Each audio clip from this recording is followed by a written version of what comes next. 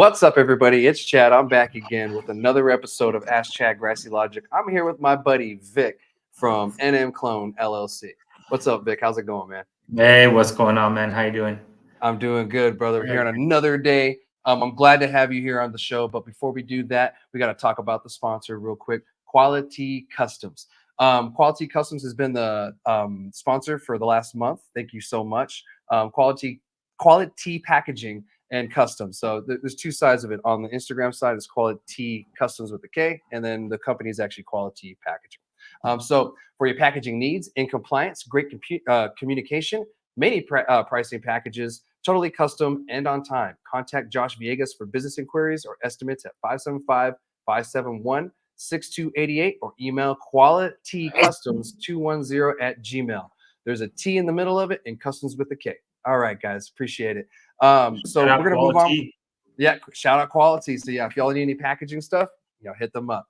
But anyway, we're gonna jump in now. We're gonna talk about my friend Vic here and his company called New Mexico Clone. So first off, again, thank you so much for joining me. I mean, it's unfortunate you couldn't be here in person, but stuff happens and we do remote for a reason.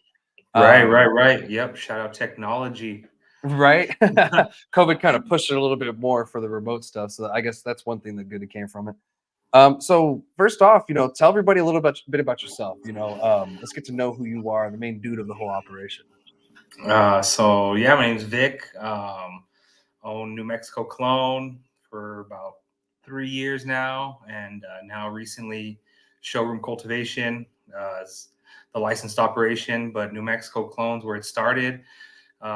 It's just selling clones to people, just a home grower selling to other home growers, and just built from there. I started the company while I was still working full time as a truck driver, and pretty much selling clones to people, getting off of work, cutting clones, going to meet people, and just hustling from there, doing events. I started doing events and the underground 420 trade shows, and just been building from there. And Rec came and seen an opportunity to still do clones just at a bigger scale, and showroom cultivation was born through another opportunity, and that's what we're doing now, pushing clones, pushing genetics, good genetics on the industry.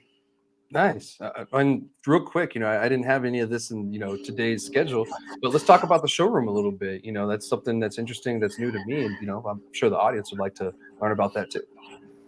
So yeah, showroom cultivation is, like I said, the licensed operation. We are licensed through the CCD to do business, and that's how we do our clones. I have all our moms in BioTrack, all our genetics in BioTrack. Cool. And we call it showroom cultivation because we bring people in, and all the stuff that we use, whether it's the nutrients, the irrigation, the lights, it's all available for purchase, and it's basically like a working showroom. Yeah. Dope, man. That's We good to bring hear. people in, and you can see the plants growing right there. You see what it's about. You see the nutrients we use. You see the lights that we use, and we can talk anything from clones to lights and nutrients, whatever people are looking for. Nice. And where are you guys located at? In Albuquerque. We're in Okay. Albuquerque, right in the middle, right on the Green Mile in San Mateo. Oh, okay. Yeah. If you guys don't know, Albuquerque has an area where there's just a lot of dispensaries, and this was the case back in medical. So it's been called the Green Mile for a long time. And so yeah, that's where they're located. That's pretty cool. Which dispensary is closest to you? Maybe I'd say La Flor is probably one of the closest ones. Okay, I haven't been there yet. There's so many new ones that it's hard. I have a All hard the time. time. And in Albuquerque, if anyone who doesn't live in Albuquerque and doesn't know the dispensary scene in Albuquerque, it's packed. There's a lot of Oh yeah. dispensaries. Oh, dude, it's crazy up there how many dispensaries are. But that's the market right now, and it's starting to kind of thin out anyway. So we'll see some more people closing up here soon. So what other things do you guys provide? You provide the clones. You provide genetics for people like that. Do you guys provide seeds too, or is it just straight clones? So seeds, I work with local breeders to provide their seeds, Cool. but nothing. I don't breed any of my own seeds or sell any of my, anything that I have of my seeds or anything. But yeah, part of what we offer is pretty much almost like turnkey type service, whatever any kind of producer would be looking for as far as seeds, genetics, packaging, harvest equipment, anything. We have an extensive network of people in the industry that we can work with. Nice. So that's pretty much, anything start to finish can Yeah. offer. Yeah, that's dope, man. I mean, that's good to hear because there's certain farms out there they're not too sure still to this day where to get their genetics from. So for those who are Exactly. maybe new to cannabis, new to growing, why are clones important to a big operation? So genetic stability for first thing I can say, if you're popping, let's say you're at a commercial grow and you're doing, even let's say you're 200 plants and you want to pop 200 seeds, Hmm. that's going to be 200 different genetic variations. You could get plants that grow slower, plants that yield less, plants that yield inconsistent, Hmm. as opposed to if you get 200 clones, it's a proven plant that's been flowered. It's all consistent. You're gonna get the same flower start to finish, and it's just does a lot better for consistency across the board when you're operating at scale. Yeah, 100%. And there's a bunch of arguments out there. It's always better from seed. It's always better from clone or tissue culture, this and that. But to be honest, it's whatever your business needs as a solution. Like if you work better as a business with clones because you just harvest that quickly, then clones are for Exactly. you. Yeah. If you're a little Some- micro with maybe a couple hundred plants and you want to go from seed, that might be feasible for you too as well. Right. And Right. Some operations don't have the room to do mhm. veg and moms and clones and have the personnel to run that, because it's, I mean, at scale, if you're running moms and clones, it's a whole full time gig for a person or a couple of people. Yeah, I've done it before too, and it's a whole operation on its own. You Hmm. have every week you're cutting clones. Yep. Cutting You're clones sitting there and cutting clones every week, yep, yep. and Popping some people are like, roots. "Oh, I love clipping clones." I'm like, after a while, dude, you get tired of it. Yeah, exactly. And so it's a niche that, I seen that there needed filled long before even rec hit. Like I said, I started doing this about 3 years ago. Before it was, I mean, shit, we're already in our third year, so it must have been almost 5 years ago then. Damn, Yeah, time flies. yeah, But yeah. That hemp bill did wonders for us. I know, right? Exactly. Yeah, exactly. So it's been crazy. It's been crazy. It's been an up and down, and right now we're on the up, and sometimes we're on the down, and it's just always pushing forward. Yeah. When's the busiest time for you guys? Is it coming up here soon in the spring? Yeah, starting right now. Yep, Hmm. February to probably June. Hmm. Yep, it's gonna be You got bumping from now to June, and so yeah, I tell people get a hold of me as early as possible, because we're a small operation and we'll be at capacity. This is our first year in operation. We'll be at capacity here pretty soon. yeah, So yeah. That's crazy. And it's a good problem to have. yeah, it is. And if you guys don't know, it takes a little bit to, have a clone ready. It takes more than a couple weeks. Like they say, it takes 2 weeks for the clone to be ready, but you have like another week of weaning them off and, getting them transplanted if you want to do that. That's another process. Exactly. Like from plug to soil, that's a whole process, that takes Right. time and that takes labor. So Right. yeah, it does take a little bit of time. So yeah, the earlier the better, especially if you're a farm and an operation needing a lot of plants, the earlier you can tell the guys, the more chances you are going to have better selection of genetics and better plants and everything because stuff happens towards the end Yeah. or whatever. Come April or May, people ready to go outside at the end of May. Here in Albuquerque, we go outside at the end of May, and at that time, it's just going to be whatever's rooted and available at the time. There's not going to be like, hey, can I put in an order? Can I put in an order? And no, it's, we happen to have 100 if you want these, Yeah, kind of yeah, deal. and it's like no selection of genetics, whatever. It's what you got. It's what we got. Other than that, we're maxed. Yeah, so keep that in mind, y'all. The clones they're going to be easier to find as the industry goes on, but you still need to think ahead of time. Even with Absolutely. the availability. I mean, it's like when you Absolutely. go to Tractor Supply and you're looking for chickens. Like you're not going to Yeah. go, towards the end of the season and think you're going to find a lot of chickens. No, So yeah, you'll find the little stragglers. yeah, yeah, yeah, little straggler ones, just little ones that may give you something. Who knows? I know we're going to get this question off camera and after the show, and just to avoid that, Can you clone a mature or flowering plant? So technically, yes. I guess the answer is yes. You can do it. Mhm. Um, it's not recommended. The success rate is not very high. I've never done it successfully. I've tried it maybe 3 times, never successfully. So it's similar process. Once you let's say you didn't clone a specific pheno that you wanted to keep, and oh shit, now I gotta take some clones in flower. It's the same process. You would take your clone, 6 to 8 inches, put it under the dome, put it back to your veg lighting 18 and 6, and it'll go through a rooting process and then a re-veg process, and then if it all works out and it survives, you're looking at maybe 4 to 6 weeks Yeah. down the line. Yeah, and it takes significantly longer for Yeah, way plants to longer. flower. Yeah, but Yeah, it is possible. I, yeah, I I can't say it isn't. People have done it. I have seen it done. I've have never done it myself. yeah. I've done it a couple times, and it takes forever. Only because I messed up and I didn't take the proper clones. I was like, "Oh shit, I skipped one." So Yeah. and to go back once a flower, no, damn it, and I've done that a couple times, but I tried to avoid that situation because you're stuck with that situation where you got a clone, it takes forever, then it has to re-veg, and then it grows all funky, and then Yeah, the whole the whole single leaf and like looks like a yeah, the whole single monster. leaf thing. Yeah, it looks wild as shit. And then you have to worry about the dead flower or dead bud that's left over that's gonna start rotting. You gotta pull that Right. off. Yep. Yeah, that whole 9 yards. So yeah, I figured we would answer that question while we're on air because I get that question a lot actually from people who are like new to growing. They're like, "Can you clone it if it's mature flower?" And I'm like, "You can, it just you Sucks. shouldn't." Yeah. Yeah, you really Another shouldn't. one too.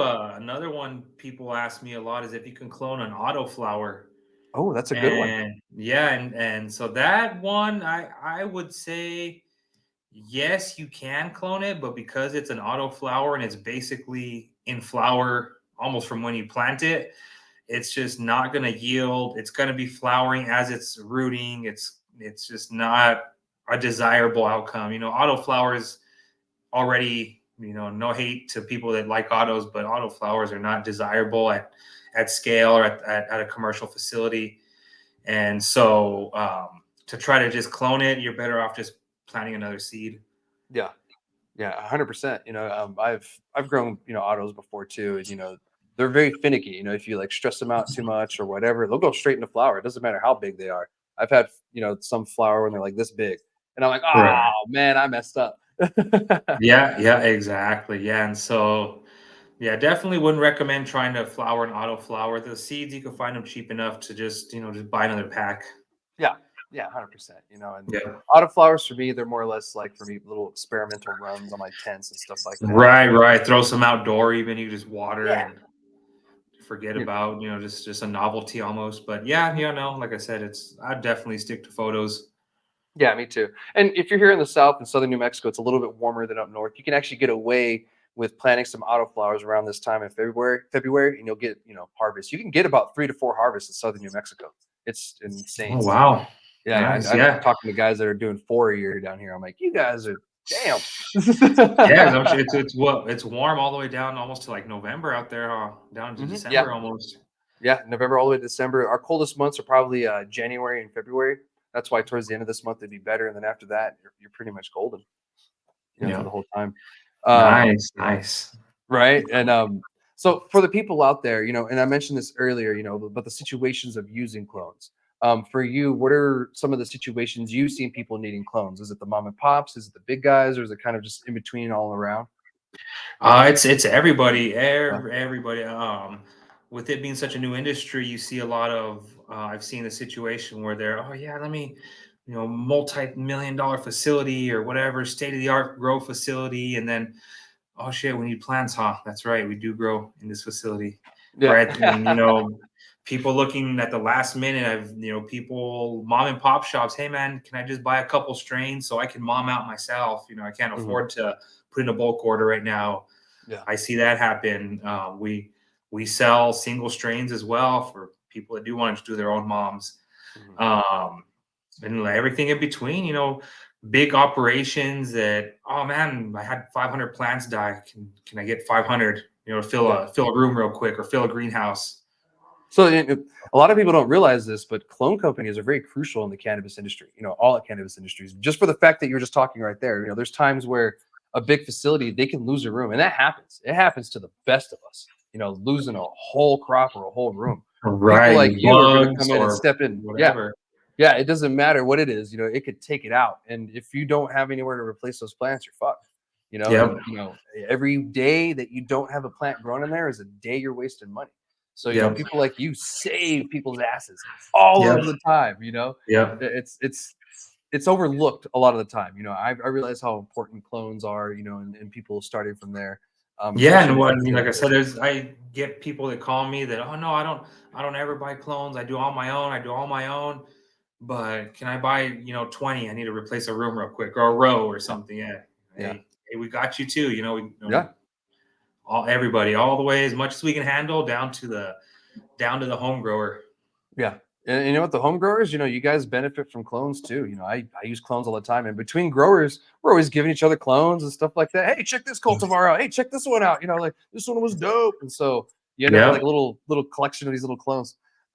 So speaking of, what are some really popular cultivars that are out right now that you guys are carrying?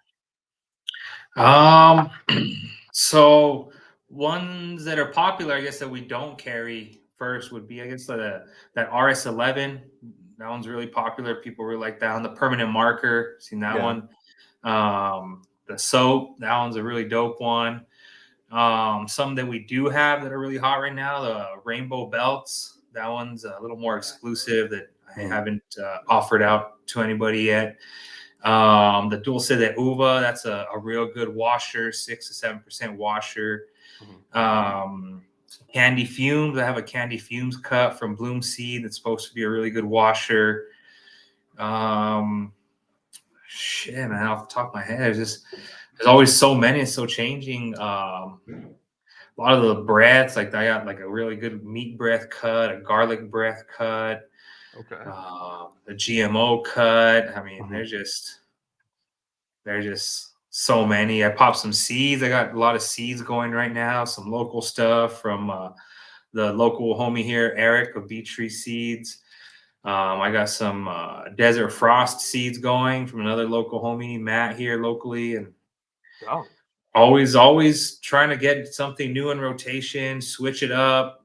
Get stuff out of rotation, stuff I've had in for a couple years, get rid of it. Um, yeah. yeah, man. Yeah, always switching it up. Always. No, you have to, and keeping it fresh. And as you said, the genetics they change all the time. Almost every day, I see something new. Like the genetic Yep. market is insane right now. So it's cool that you're staying on top of it because yeah, some of those cultivars you mentioned, especially the breaths, that's something that I've been seeing around too. And that permanent marker. Too bad you don't have it, because I have been seeing that running around. Especially that Yep. the super boof. Super boof, I kind of feel is getting a little oversaturated. Super Boof made its Yeah, rounds last year. That one's bomb. The Honey yeah, Banana, dude. Shout out to hmm Honey Banana and the winners of the Hash and Headies for that one. yeah. Yeah, Yeah, because dude. Hash and Hetty seem to have a lot of banana for some reason. Yeah, dude. It's the year of the banana. So Yeah. it's I think this year is gonna be the year of the Z. I think you'll see a lot of Z terps this year, a lot of rainbow belt crosses and Skittles crosses. And I know Bloom Seed Co. I don't know if you follow the genetics, but Bloom Seed Co. is coming out with their TMZ line that's supposed to be real heavy on the Z terps. And Nice. that's my prediction, Yeah. 2024 year of the Z. Okay. A little more fruity of the, going towards that. Yeah, Yeah. Skittles type of starburst, fruity And I love flavors. those terps. Yeah, Those are my favorite. yeah. Um, so speaking of your cultivars and everything that's hot, I've tried your personal flower, from like your personal, home grow. Is there any plans in the future for you, becoming a producer yourself on top of it?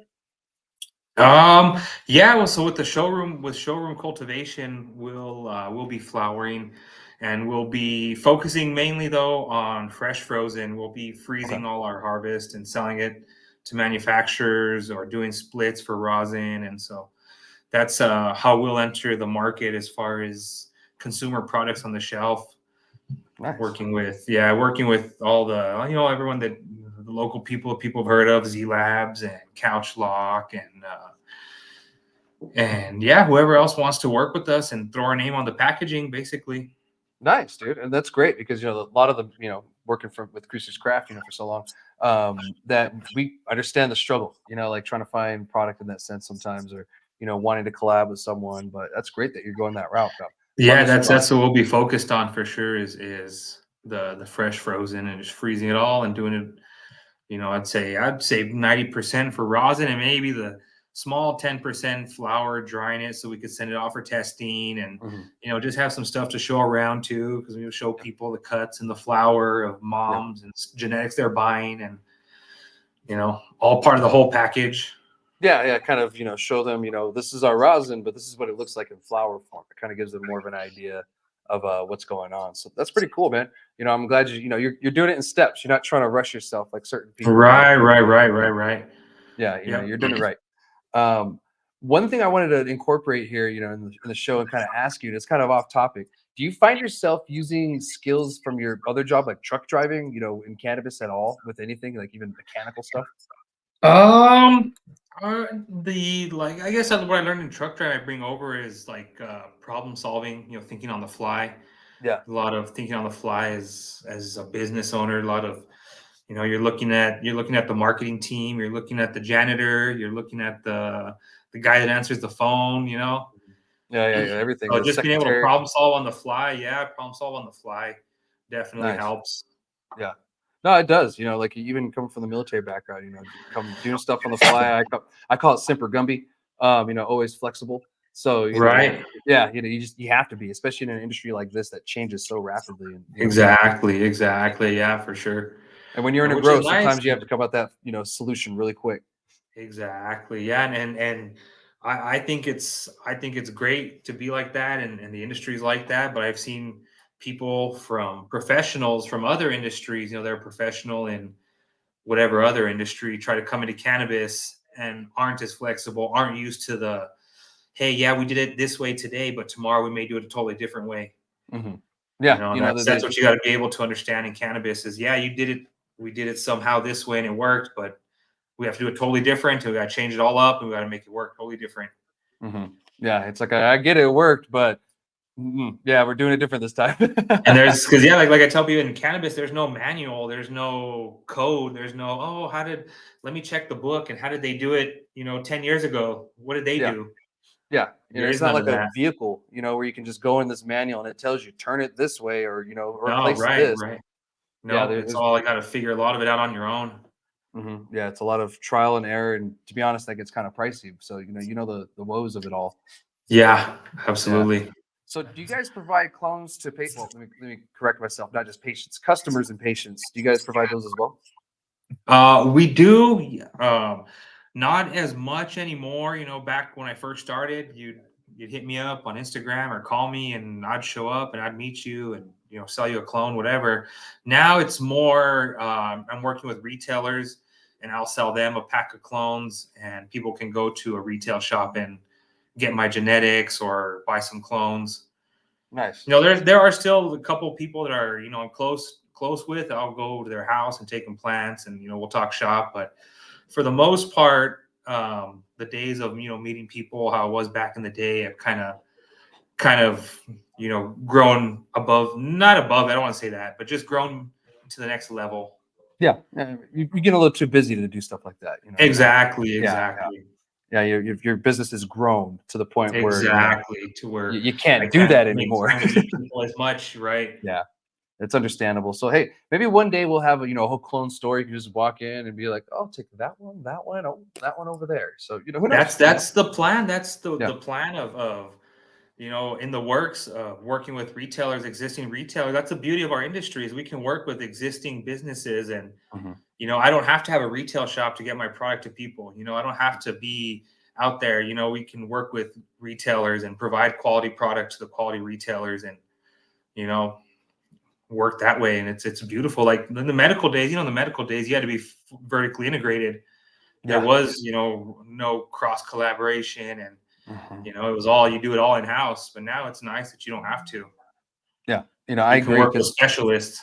yeah, 100%. Because back then, you had to be the jack of all trades when that just does not work. You can't be the jack of all trades. No, You know, like no, it's it's better to specialize and work with people like you mentioned, Cruce's Craft. You know what I mean? That they specialize in the rosin and killing it in the rosin game. And I look forward to working with them for sure, and the people up north and people here locally. And yeah, that's that way I don't need to focus on rosin. I don't need to learn the whole all that because that's a whole different game and technique and skill set that is just not in my plans right now.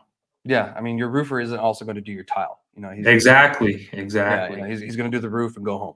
That's a great way to put it. Yeah, yeah, exactly. Yeah, 100%. So, speaking of things in the works, is there anything else you want to share that you have, going on in the works with NM Clone or anything, or the other subsidies you got going on? No, I think we pretty much covered it. It's pretty much pedal to the metal with the clones and the genetics, the seed popping, providing genetics to the micros, guys that want to switch up their clones. We can do all kinds of different stuff with our once we get our flower going, we'll be able to do like R&D type pheno hunting to where another facility, if they want to pop a pack of seeds, we can work with them and do the pheno hunting and do the flowering and take the risk as far as things herming or things not working out in the flower section, because it's not our main focus is not flowering and selling flower.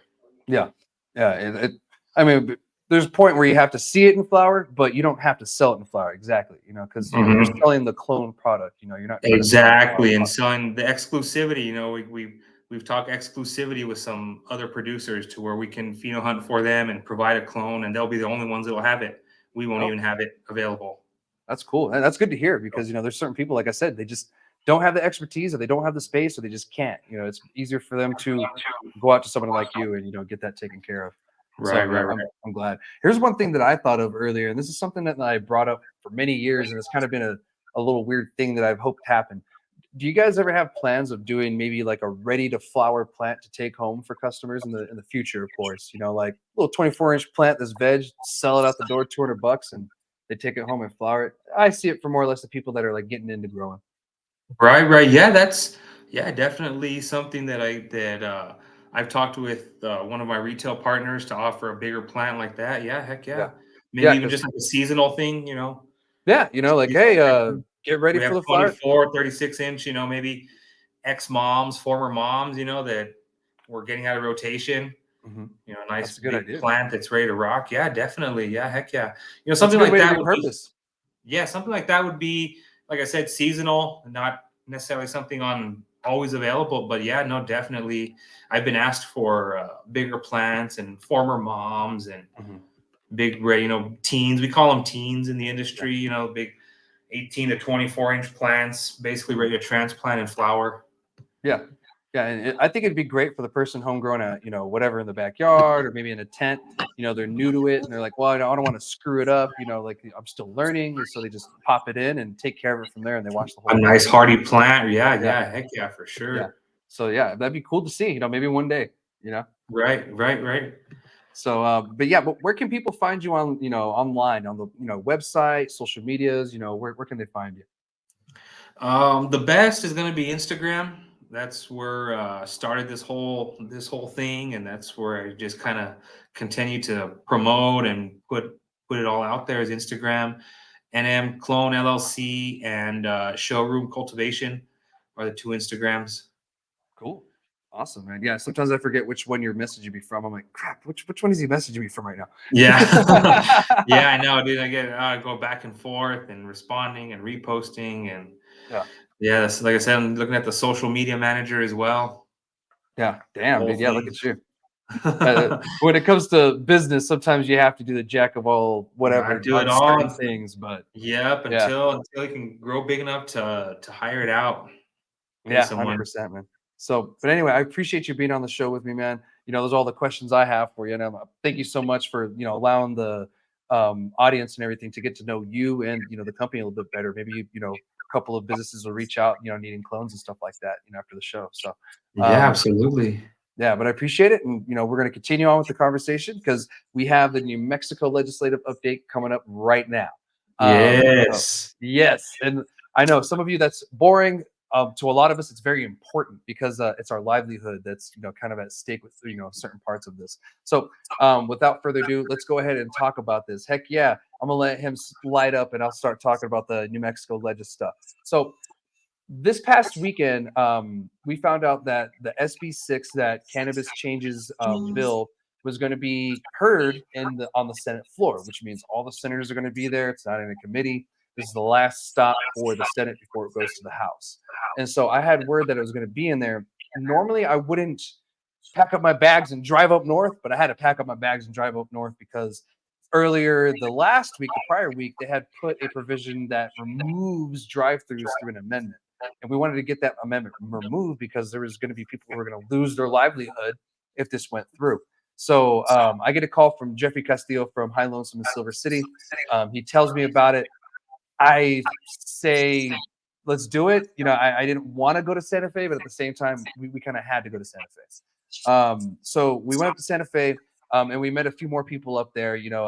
Doug Dalton of Chula Rosa of El Lumbre Farms, and then we have Brandon, or he goes by Indio, and he's from Field of Dreams over down in Sutherland Park. A lot of Southern boys. So they all met us up there in Santa Fe. Jeffrey and I, we drove through the night. We got to Santa Fe about midnight, and then we got a few hours of sleep ahead to the Capitol. It was a long day, I must say that, because Was that we like a 5 hour drive total from down from you guys to Santa Fe? So from Cruces, it's 4 hours, but for Jeffrey, it was six because it's 2 hours west of us from Silver City because he's like just 2 hours west. And so then he had to drive west and then we had to go north because there is a route where you can go from Silver City to Albuquerque and it's, you're not going to hit that point. I think it's only like 3 hours for them or 2 hours for them. But he had to come over here, pick me up. And then we went to Santa Fe because, we're going to try to meet, as many people there as possible and try to talk to many as senators as possible to try to get that amendment removed. So it was just really important that we get there. Man, I was tired as shit. We got to the hotel probably at 11:30 at night, and then we finally went to sleep probably about almost close to 1, and woke up the All next dabbed day. out. All dabbed out. Yeah, we made Yeah. sure we smoked before bed. Oh, yeah, we took a bunch of For dabs sure. before. I was like, I need a dab, and Yep. it was interesting to go up that quickly because I've never had to like just get my bags and go like that, for the legislative stuff. Other things, of course, but for the legislative stuff, it was really interesting. So we get up there, and our main goal is to just get rid of the drive-throughs. And I know Albuquerque doesn't have any drive-throughs. Does Rio Rancho have any? I don't believe so. No, Okay. I don't think it's happened anywhere here, or Rancho or Bernalillo area. Yeah, yeah, because I don't know if the county said no to them or if it was just Albuquerque City. So Santa Fe, I know, has some drive-throughs. I know Cure has one. It's just a little shack, drive-through thing. So that's cool. It's cool to see those. I love the shacks. They're a great entry for people trying to get into the industry. Your overhead costs are so low that it's just going to be cheaper for you, especially starting out. And people love drive-through, especially the patients. The patients benefit the most when it comes to drive-through. That's something that we try to add into the medical cannabis program back in the day that they just did not want to add, and they refused to add it for us. And finally, I think around 2019, they finally budged when we changed the medical cannabis laws, and we had, I think, one or two going into adult use. One was in Rio Doso, I think it was PVPs, and I forget where the other one was at. But yeah, And it was so cool to see that. the senators and the representatives, like, what's their fear on the drive-through? Is it like a DUI thing, or is it like people are gonna rob you at the drive-through fear, or It's kind of leaning more on the DUI wreck, kind of thing, because there was a lot of comparisons between cannabis and alcohol, them being on the same par with certain senators when that's just not the case whatsoever. no? You know, Right, um, right, right. No. yeah, luckily we had senators like Senator Hamlin who stepped in, and she's a cannabis user. She even grows cannabis herself. I'll talk to her about growing. It's great. Like how many of you can say, "Hey, I talk about growing weed with my senator." This is, Right? like not many Seriously, for people could say real. that. Yeah, no, it's dope. So she understands it, and she stepped in and told them, like, "Look, you're not gonna pop a gum. I'm not trying to pop a gummy in my mouth as soon as I leave the drive-through. I want to go home. I want to be Right. comfy. I want to make sure I'm somewhere that I'm, can go to sleep." She's like, "I You wanna want to be away? relax." Yeah, you wanna be Yeah. chilling, yeah, then and okay, I could see where they can think like, "Oh, yeah, it's like alcohol where you're gonna buy your meds and you're gonna take a shot or take your gummy as soon as you in the parking lot, and Yeah. it's And nothing like that. I don't like. I've never even like considered people in drive-throughs wanting to do that. yeah, the only time I could see someone getting into their bag is to ensure that the amount they got was the correct amount. Like that's the only time like I would like if I got an ounce, I want to make sure that I got the proper amount of containers because if not, I'm there already and they can fix it. That's the only time that I could say like, yeah, I'm gonna dig in the bag is when I want to make sure that they didn't Your order is just rip correct. me off. Yeah, I just want to make sure my orders, or if I got a lot of items, I want to make sure that everything is there before I leave the Right, house. right. So When I you're don't have taking to drive my the happy order, ass all the way back. when Yeah, you're taking the exactly. order for the office, you got to make sure that everyone's gonna get what they get. Exactly, you know. But other than that, I'm not gonna get in there and try to whatever. The bag's getting closed back up, and I'm going on my way. It's just to make sure that everything's there. But I will say, every time I've gone to the drive-through, they're actually very good at letting you know what's in the bag. So a lot of the times, you don't even have to do that. So a lot Right. of the times they'll say, "All right, we got this and this in here." They'll name it off, blah blah blah. They do a really good job at the drive-throughs. I remember as a kid going to the alcohol drive-throughs with my grandpa, and they did a terrible job back then. You know, of course, Yeah. Yep. alcohol and everything was a different mindset back then. You know, the late 80s, early 90s were just a different time in general. So I remember that, and it was a little weird. But with cannabis, it's totally different because it's so strict. You know, like it's hard to get a license, it's hard to keep your license, and if you mess up, you're losing that license. You know, so there's people that put millions of dollars into this, and they do not want to lose that license. So they're doing everything they can to ensure that they're not going to. IDing people properly, making sure that they're getting the right amount, making sure that they're not smoking in the drive-through as soon as they drive up. Because some people are under the assumption that I drive up and they hand me a bong and it's a party. You know, like we're just sitting there like, yeah, No. dude. And that was the part that irked me the most was there were certain senators who were doing that. You know, they were sitting there having this debate and the one that upset me the most was Senator Morse. And I only say that because he's constantly doing this to us and making us look this way. He went up and he was like, you know, I've been to these places and, you know, I see the person ordering. He's like, hey, man, can I get this and this? You know, making us look really stupid. And that hurt. You know, like we're like, dude, we're here as a serious industry. And you're not taking us serious. We came here as professionals, you know, and we're still being made as a joke. And for the most part, for the whole day, everyone was, you know, making jokes with us in a light-hearted way. It wasn't like they were teasing us. You know, we'd go into an office, and for some reason, the fire alarm started going off. One of the girls is like, the cannabis guys show up, and all of a sudden, the fire alarms go off. We're like, you know, we just started laughing or whatever. And another girl made a similar joke, and I was like, well, that's what we bring that fire. And so, you know, just, you know, one of those little jokes. We at least were able to like respond back to them and make it lighter hearted. But when they're on the floor and they're attacking us blatantly, we can't say anything back. And you're just like, bro, like, what are you saying? And a lot of things that they were saying just were not true. And that's one thing that we're going to have to battle from here on out. I mean, pretty much the whole time, but that just showed us what we have to battle is their This misconceptions of cannabis. the stigma is real. It's still out there, um and it's the stigma is like, I wake up to cannabis, I go to sleep, I eat, sleep, and breathe this all day, every day, 24/7, and I forget that there are people out there that are against this, and the stigma is real, and it's, and like you said, those type of situations that you just described there are the perfect example, like a real eye opener, like, oh shit, like, yeah, we're here in cannabis and it's all, we're all in business and we're all doing our thing, but people still on the outside, there's still that, oh, these fucking stoners. Yeah. Yeah. Like, oh, those stupid. And like, I experienced that myself. I talked about it, you know, the prior episode. I'll let you guys watch that so you can figure it out. But someone pretty much told me to stop rolling a joint because it stunk. And, you know, there's legislators here. And I'm like, dude, the legislators should be happy I'm doing this. They're the And ones all of who, them drinking a glass of wine or a yeah, beer, huh? yeah, everyone was drinking. I was like, you got to be kidding me. Come on. And to be, what's Oh, they're funny is I judging wanted to you. update that. Huh? Judging you with Yeah. a beer in their hand, a glass of wine, Yeah. Alcohol three in or their four breath over shots here deep. judging me. Yeah. I was like, I don't like the way your breath smells. Can you not talk to me? Yeah, right. Yeah, You're, exactly. It's yeah, you it's know, no like, different. It's the stigma is real, and it's ongoing battle for sure. yeah, Absolutely. and it's up to us as an industry and a community to slowly kill that stigma, and it's dying. One of the senators I talked to, it was really relieving because he was around that time, and it told me the fact that he actually does support the cannabis industry. He told me, we get these baskets, up here and this and that during Christmas week and stuff. He said, I want to see cannabis in there. He straight up told us that on the floor when we were talking. He said, I don't know where all the cannabis companies were, but he had everything there except cannabis, and I want to see more of that. I want to see cannabis at Oh, the Capitol stuff. I want to see you guys here showing it to us and cap and kill the stigma. He said the only way we're going to kill the stigma is to make it normal.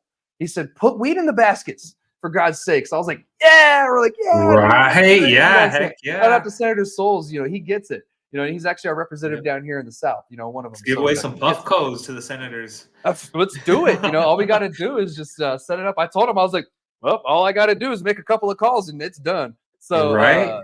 yeah. So for the industry guys, this next year, this next legislative session, let's all get together and let's, do some basket stuff for the legislators. Let's show them what cannabis New Mexico has, because the Right. only way we're going to kill this stigma, like it is with alcohol, because all of them are over there drinking anyway, is to just show it to them. We'll give them a jar of doobies, some edibles, maybe some salves and stuff like that. We'll drop off some Right. CBD. We don't need anybody greening out, to help everybody out a little bit. But I think it's a good idea for us to do something like that. And to be honest, the senator said that he wanted it. So well, who am I to tell him Right. no? Right. Yeah. Some gummies are always a good beginner consumption for people that don't consume or have never consumed. Gummies Yeah. are perfect. Yeah, I agree. And Yep. especially the lower dosage gummies that we're seeing Lower, more and yep. more. I Those love 5 milligrams. Those they have those. I don't know if you've seen those joy bombs that they have now. They're like Yes. little Skittles. They're like, well, like I think Yes. I 3 mils love or two those. milligrams each. Yeah, those are my Yep. favorite. I love them because you can sit there, you can have a little handful, and you're not gonna pass out. No. Yep. And you're gonna see the Yeah, senators watch. They'll be there on the floor here in a couple years, popping the joy bombs there on the floor. right, sitting there. Oh, this session's going a while. Bloop, oh, this is Yep. better. Yeah. So Yep. yeah, we'll see. It's going to take time for it to be normalized, but the issues that we're seeing here, especially with SB6 and HB128, and I'll talk about the numbers and what they mean in a second. So SB6 is the Senate bill. That's the cannabis changes bill, and that's the reason why we went up there in the first place. Because we wanted to ensure that it passed, and we wanted to ensure that the drive-throughs got removed. We were also there for HB 128. Now, HB 128 is the House bill version of almost the exact same bill that I was just talking about. It's the sister version. However, HB 128 has the increase for micros from 200 plants to 500 plants. That's really the only big difference between the two, because Andrea Romero, the sponsor of HB 128, she actually took all the changes from SB6 and put it into her bill so that way they would mirror each other and she would have less issues. She only changed two things. One, she didn't add the drive-through removal thing that the SB6 had that we had to fight. And then she has the plant count increase for the micros, which are great. The only problem is we're running out of time. This bill just hit the Senate side, and then the Senate bill just hit the House side. So we have about a week now. We have it exactly, but 5 days? Is it 5 days? Do you know? 6 days. My producers tell me 6 days. We have 6 days left of the legislative session. That means that both bills have to go through at least 3 committees, then both respective floors, then they can go to the governor's desk. It's possible, but it may be a little Mm. improbable. you know, Yep. we may have to wait for the 60-day session. It wasn't really anyone's fault. It was just a 30-day session. We don't have much time. These bills are actually going through fairly quickly. If they go through the same process next year and the same timeline, like speed that they're going through this year, they'll make it through halfway through the session. It'll be quick. However, there's a lot of stuff that we need to fight, and we need as an industry to come together and tell the legislators what we want, because stuff like this happens because the lack of our input. And that's why I'm doing these town halls and everything around the state, so that way we can get this input and finally get it to the legislators, and they know exactly what we need and what we want, because it's coming directly from us. So I want to give a Right. Right. shout Right. out to Senator Hamlin. She was huge on the Senate floor and on her support. She helped us the whole day we were there.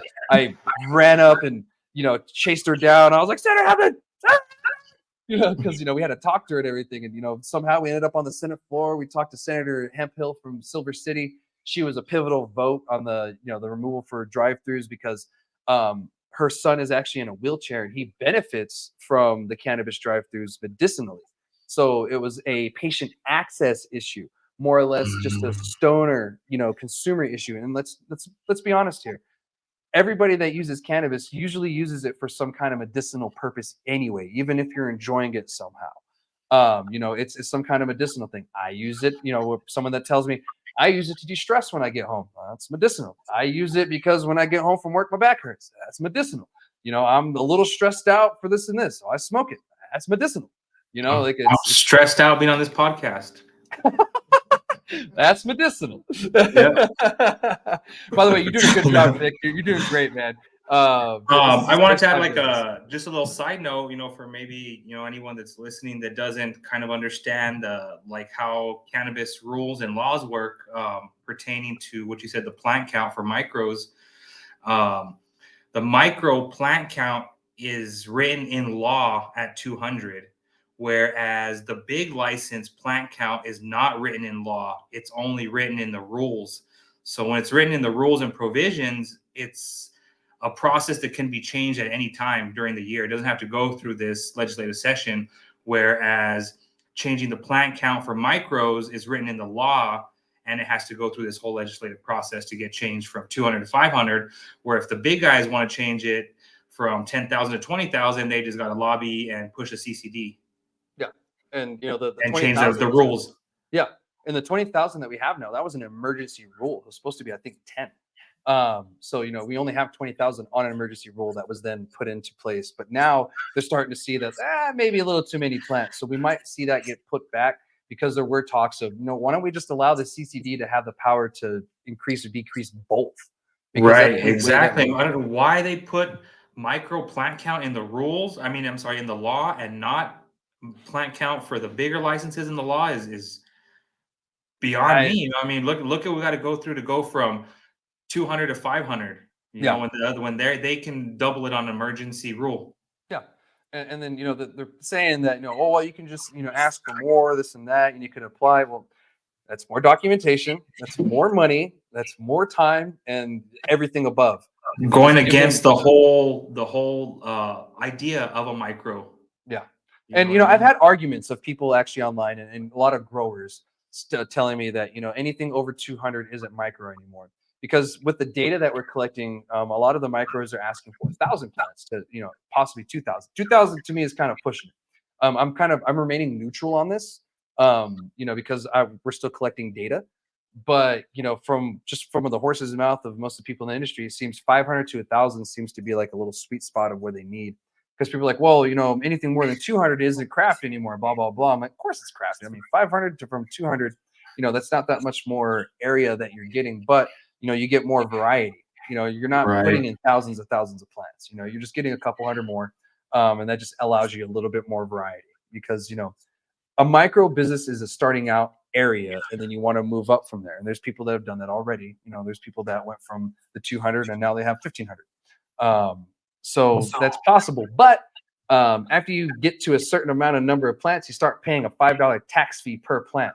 And that doesn't matter if you're growing the plant, if it's dead or whatever, you paid the tax on it. So that's something that people are trying to avoid, but also the legislature is trying to say, well, they're skipping the tax, blah, blah, blah. To me, that tax is bullshit, because we shouldn't be overtaxing the industry, because in the end, that goes to the consumer, which then makes the product more expensive, which then also promotes the traditional market coming back. So that's my thing about plant tax and where I'm bothered on it and everything. How do you feel about the plant tax? My 2 cents is I'm not opposed to like okay keeping micros, getting micros up to 500, but saying okay we're going to add a plant tax for over 200 of whatever half of the main licenses. They play $5 a plant. Micros will be taxed 250 a plant for anything Yeah, over 200. yeah, and that's how it's You know actually that's supposed to be. Yeah, like we're supposed that to pay a that's cap. fair. You know what I Yeah. mean? That's they're still getting their tax. If Hmm. you want more plants, you got to pay for them, which is Yeah. totally fair. Yeah. And then as far as plant count, I think micro should be allowed 10% of whatever the max of big license can have. So if they up the max of big license to 20,000, that automatically bumps micros up to 2,000. Yeah. Or if they down to 10,000, then we get 1,000. Yeah, and that's something And that like I was said, proposed with proposed to them up in north. We talked about that, and they didn't seem to like it. But this is why we need to come together as an industry to figure out what will work and what we all actually need. So it's good that you're speaking about this. You know, you're very open about what you think we need. Because yeah, I remember the 10% thing. We all talked about it last year. It's a great idea. My only problem with that is if they ever drop it, that means our plant count drops too. So like we're kind of stuck, with them. Anything that happens to them happens to us, and that would be my only issue with that. Other than that, I love that idea because anytime they raise it for them, it gets just an raised. automatic raise for us, Yeah, yeah. micros, without having to do anything extra, any extra legislation. Mhm. Base No extra all micro plant documentation. counts, Yeah, 10% of what the maximum plant count is, a 50% discount off of your plant tax over from 200 to the max. And, I think it would work for people. And I think it would, be honor the whole micro idea of micro and keeping it, affordable and barriers to entry a little cheaper than the big boys, big players. yeah, 100%. Because those guys have the money to pay for those plant taxes. And if you Right. guys didn't know, the plant tax is actually up to $50. So the CCD actually decided $5 was good enough because they can charge up to $50 per plant, which that's crazy. I Ah, I thought that when we passed the bill. I said, "Whoa, what are we doing with $50 a plant? That's crazy." And like usually, the government tries to tax you the most, but luckily they were like, "No, $50 is way too much per plant. Like who's going to be able to afford that?" that's a So five shitload. yeah, it's a shitload of money. You're spending a lot of money, just on a plant tax at a $50 rate. So I think they realize that if they do $50, it's going to deter a lot of people from getting in the industry. My only worry is that that could change at any time, and if they want to, they can raise it to $50 to kind of do whatever. So that's my only concern about that being there because it's still a possibility of it being $50, even though they decided to go with $5. It's up to them, and so that's the scary part. So that's why these bills are really, really, really, really, really important. So I'm gonna get to finish these real quick. The HB6 and the SB6, HB128. Always flipping those. There's so many freaking letters. HB128 is actually being heard right now as we're recording this. I'm missing it at the moment. However, I have people working on it and sharing stuff with me, so I'll be sharing with y'all everything that's going on. I have no clue what's going on with that bill right now at the top recording of the show. But once it's over, I'll let everybody know. This won't air until tomorrow. So you guys are going to find out before the show airs anyway. So that's what's going on with that bill. It's going through its first Senate committee. It still has to go through the Senate Judiciary. And that's where the SB6 got that drive through thing added to it. And that's what kind of frightens me because it obviously could happen again. So if that happens, I have no clue what happened to the bill. It'll most likely die at that point, which will be a good thing. Next year, we can come back collectively together in a 60-day session and kind of just spearhead this as a whole industry because that's what it's going to take for us to get what we actually need as an industry and for what to get positive changes. Because when they throw a monkey wrench in the freaking gears like they did with the drive-through thing, it eats up a lot of time. Because the next bill I'm going to talk about is the last bill I'm going to talk about is SB 99. SB 99, what it is the incremental tax removal. So if you guys don't know, we're on a staggered taxing thing until we get to, I believe, 18%, I believe by 2030. And so right now we're sitting at 12%. But later this year, fiscal year 2025 in July, it's due to go up to 13%. Then every year it goes up 1% until we reach that point of 18%, which, in my opinion, that will kill our industry and lead people to go back to the traditional market because we're at a threshold in New Mexico of what we can afford in taxes. And 20%, if we go any higher, New Mexicans can't afford it anymore. Even at that 1% at 21%, you're going to start seeing people go back to the traditional market because they know now that the taxes are just going to go up from there. It's never going to go down or stay the same. So this bill Yes. right here removes that provision and it keeps it at where it's at right now. Now, I feel they're doing this just so we are saving some time, and next year we'll come back and try to figure out what to do. But as long as we get that removed, we're good. However, it doesn't look like this bill is going to pass. It's stuck in one of the committees. I believe it's the Senate Finance Committee. I believe that's where it's at. But unfortunately, it's stuck in there. I don't know what's going on. The ranking member of that committee, for some reason, hasn't put it on the scheduling. Don't know why. Don't know the reasoning. I just know it's not there. So to me, out of all of the bills, this one is the one that needed to pass. However, we needed to fight that drive-through thing because that's not going away. We'll probably see it again next year at some point. And the fact that we fought it this year in it and we successfully got rid of it gives us another chance to get rid of it next year because it didn't pass. If it passed, that would be a different story. But this SB 99, we need this one bad because this affects everybody. How do you feel about the, tax thing? Um, I feel like taxes are above my pay grade.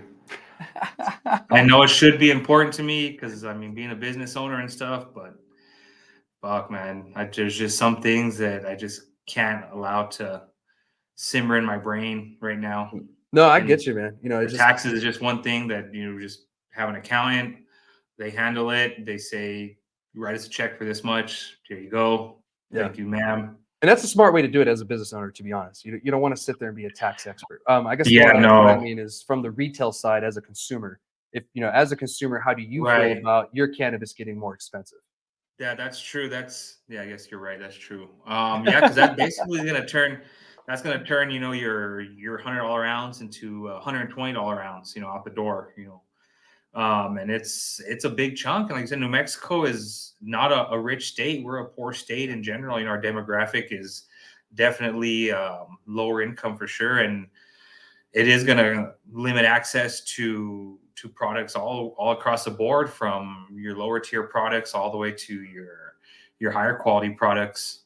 Yeah, I mean, So it's just it makes an impact, even that 1%. for Because sure, for sure. yeah, and I mentioned 20% earlier. It's because we have a 12% tax on cannabis, and then they tax on the local taxes, and that gets tacked on too.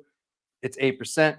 12 plus 8 equals 20. So you have the 20%. Now it's going to be 21%, and you get that extra 1%. However, that doesn't seem like a lot, but it's the boiling the frog and slow in hot water slowly kind of thing.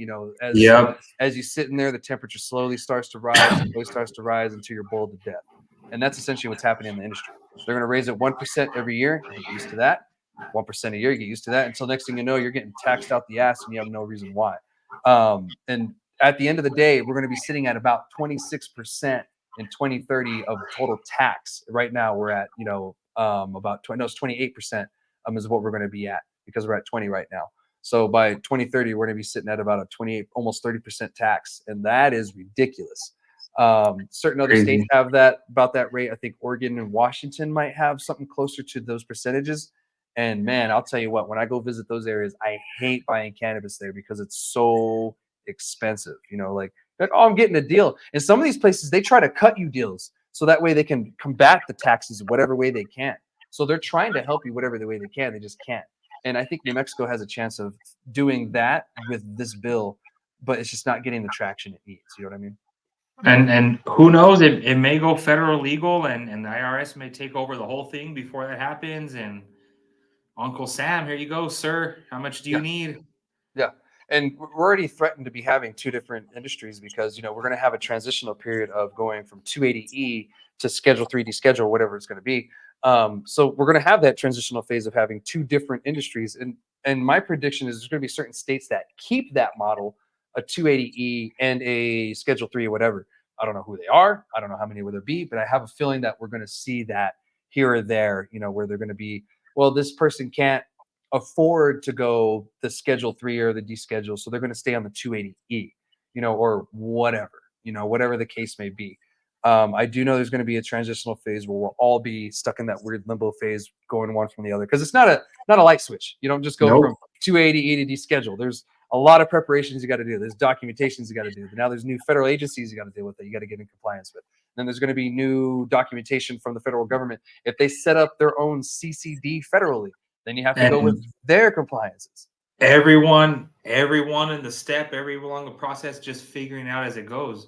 From the government, they don't. It's all brand new to them too. Yeah. They'll be figuring out as it goes, and Yeah. the people, the operators, the business owners, everyone just trying to figure it out as it happens in real time. And like you said, it's not a light switch. It'll take a few years of transition, and and no one's going to know exactly how to do it right or perfect in the beginning. Yeah, I mean, look how long we've had legalization in the states, starting with Colorado and Washington. And, even they haven't done it correctly yet. New Mexico, we're not perfect. We haven't done it right either, but we're on the right track. Like in my own opinion, we're on the right track of, regulating this in the correct, sensible way. Other states, they took a more extreme route. Of course, a lot of them started at the very beginning when we first went legal. So of course, they had to go a little strict so that people leave them alone. I get it, but we're still figuring this out, and we're going to be figuring the taxes thing out. And this right here would help us. You're correct, because if we go federally legal, not having this would screw us, because now we got to pay even more taxes, because then you got a federal tax tacked onto that sales tax, et cetera, et cetera, et cetera. Because I think I heard last year somewhere the federal government wanted somewhere around 4% from the industry. So that means right now, if that were the case, our tax would be 24%, and then we're adding a percentage till we get almost to 30%. So you have to keep those in mind. So yeah, then you start taxing all these you added all these freaking taxes, and it's crazy. So that's why something like the SB 99 is so important, guys, and that's why when we see bills like this, we need to push them. But we can only do so much when it comes down to being stuck somewhere, like in a committee or something. What we can do is contact your representatives. If you want it to be heard or whatever, that's your best route. Figure out which committee it's in. Figure out who the ranking member is. Maybe give their office a call and say, hey, I'm so and so. I'm a constituent from down here. He's not directly my representative, but I'm calling about a certain bill that's in his committee. Or they, he, she, whoever.